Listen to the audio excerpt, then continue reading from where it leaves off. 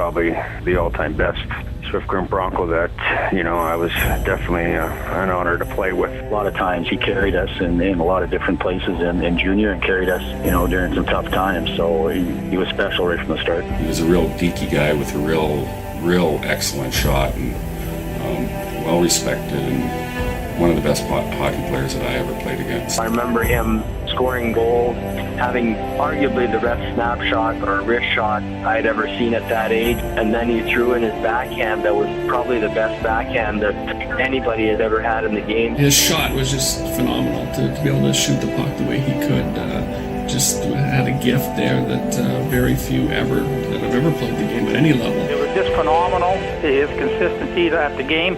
Even as a 17-year-old, when he came in, I don't ever recall in probably the 2 years we had Joe that I ever saw him play a bad game or even have a bad practice. He's a great player and a great competitor. He loves to compete, and you can tell he enjoys the game and he has fun. His attitude, he absolutely loved the game, loved his teammates. He's just a special person in every department.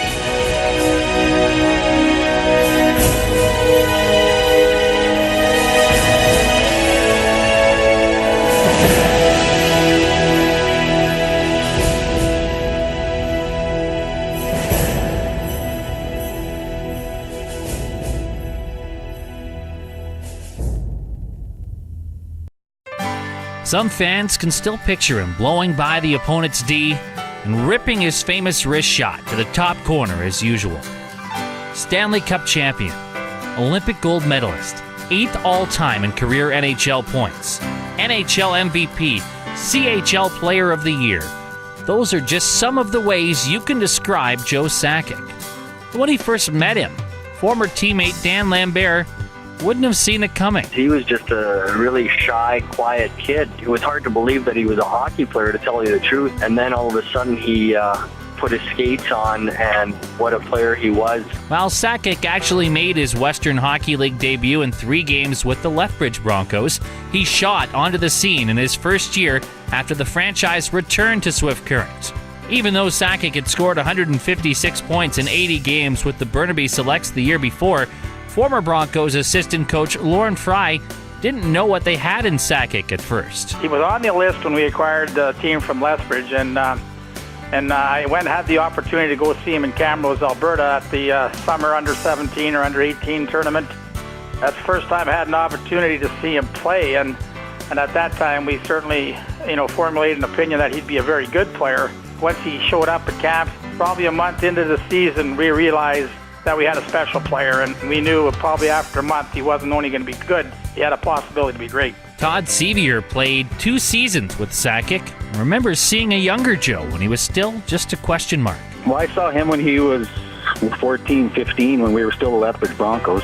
The talk was when is he coming and how special he was going to be. And, training camps are training camps. We never really got a good feel until he stepped in the league and started to play a regular shift. And then you really saw what kind of a special player he was. And right from day one, you knew he was going to do some good things and some special things. And obviously, he proved us all correct. Former Broncos trainer Gord Hahn knew Joe was a special player early on in the first season back in Swift. His exhibition games the first season we got him, he was kind of didn't know what to think of him, but right from his first game when he took off and scored, I think it was 4 points, his first league game, I knew right then and there that he was on his way. If there were lofty expectations and extra focus on the rookie, teammate Tim Tisdale says Sakic didn't carry himself that way. Really, you wouldn't have known that he was such a high prospect, such high expectations were going to be put on him that first year as a 17-year-old. Just was sort of one of the guys coming into town, but it was a little different atmosphere because it was the first year the team was in Swift Current, and it was sort of new to everyone.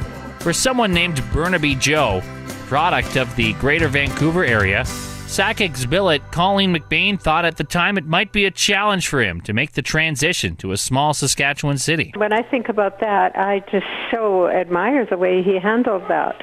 As Joe does with most things, just took it in stride and seemed to settle right into life in the team and the community and in our home.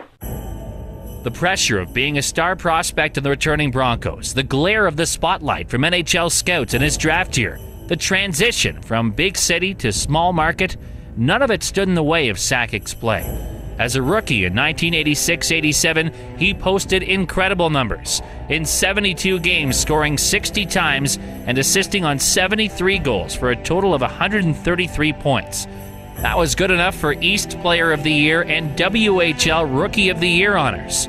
That spring, 14 teams passed on Sakic before Quebec selected him in the first round, 15th overall of the NHL draft.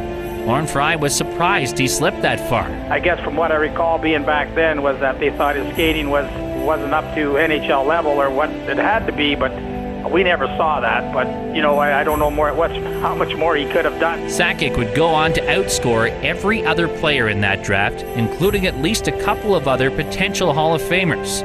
He returned to the Broncos in 1987-88 and put together one of the most impressive seasons in major junior hockey history. He had a huge final game of the season to tie Theo Fleury for the WHL points lead at 160 and won the scoring title with 78 goals, more than Fleury's 61. He added an incredible 24 points in 10 playoff games. Sakic was named WHL and Canadian Major Junior Player of the Year.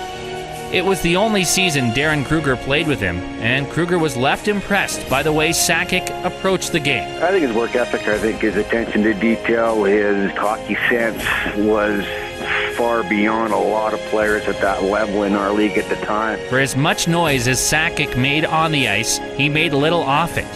Ask former coaches, players, billets about what kind of a young man he was, and the responses all had a very similar theme.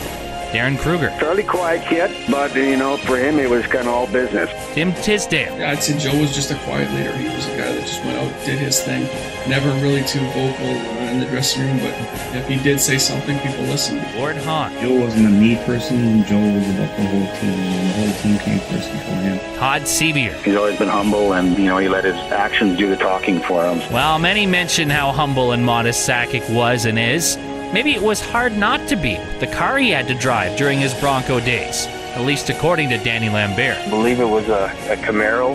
He had a tape deck at the time, and I remember the La Bamba tape was stuck in there, and I think it was stuck in there for about a year and a half, so that's all we ever listened to when we got in Joe's car was that stupid La Bamba tape. The nicer cars and big paychecks would come, but Colleen McBain says success has never gone to Sakic's head. He never had a big ego, and I don't think he ever has had a big ego. In all the years he's played top-level hockey and all the success he's had. Those achievements that Sakic went on to have are part of the story most hockey fans know. Over an incredible 21 years as a National Hockey League player with the Quebec Nordiques and Colorado Avalanche, his 1,641 regular season points ranks 8th all-time, and his 188 playoff points ranks 7th all-time in NHL history. Sakic is a 2-time Stanley Cup champion, a Conn Smythe Trophy winner, Hart Memorial Trophy winner, and 3-time NHL First-Team All-Star. He's also had a distinguished international career that included leading Canada to a gold medal at the 2002 Olympics in Salt Lake City. It was during that era that Danny Lambert felt Sakic had reached the top of the world. There's a time in probably in 2002 at the Olympics that, Joe Sakic was probably the best player in the world. His tournament and just the way he played, there was no doubt that that's what he was. He was by far the best player in that tournament, and considering all the best players in the world were at that tournament, I guess that would have made him the best player in the world at the time. He also helped Canada win gold medals at the 1988 World Junior Championships, 1994 World Championship, and 2004 World Cup. The shoo-in future Hockey Hall of Famer and recent inductee into the BC Hockey Hall of Fame is now an executive advisor and alternate governor with the Avalanche. His charity work is estimated to have provided more than 7 million meals to poor children and families. Included in that charity work is a recent hole-in-one he hit that generated $500,000 for charity and surprised Gord Hahn. I couldn't believe Joe's golf swing, how much it's improved, because when he played junior here, and we got out golfing quite a bit, it wasn't really pretty, but I'm glad to see it's really improved. Maybe he can give me a good match now if we ever get to play again. Well, it's been 23 years since Joe Sakic laced up the blades as a member of the Broncos. His name is still often associated with the franchise. He is arguably the greatest Bronco, and a man that current Swift Current coach and general manager Mark Lamb says is still closely associated with the community. He's one of the best players that's ever played. He's got some roots here. He married a girl from here, so I think that makes it a little bit more special. It's kind of like he's one of the homegrown guys. Sakic, his wife Debbie, and his 3 children will always be considered part of the Bronco family and the Swift Current community.